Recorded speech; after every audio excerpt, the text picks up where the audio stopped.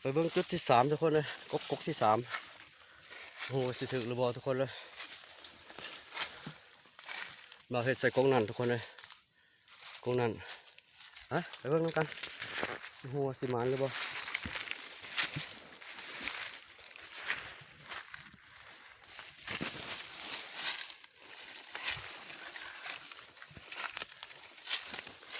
โทรศัพท์มันถือความห่อนมันก็ตัดเลยทุกคนเลยอุณหภูมิสูงทุกคนขอโทษขออภัยทุกคนเลย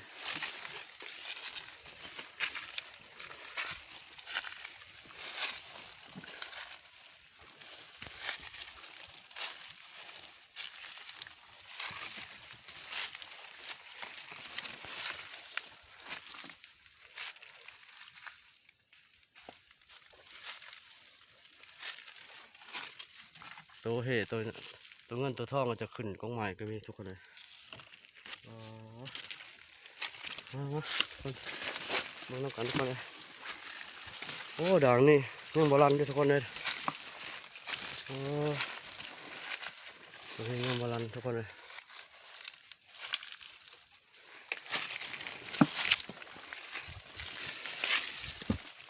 ยังโบราณทุกคนเลย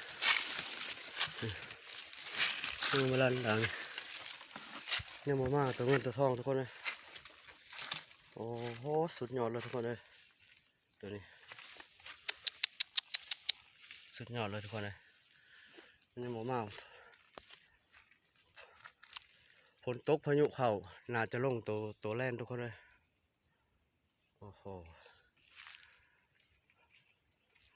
สุดยอดเลยทุกคนเลยสุดยอดเลย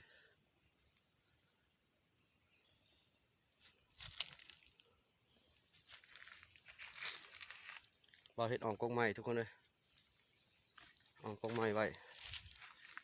มาขึ้นกงไม้นี่ก็น่าจะถึกทุกคนเลย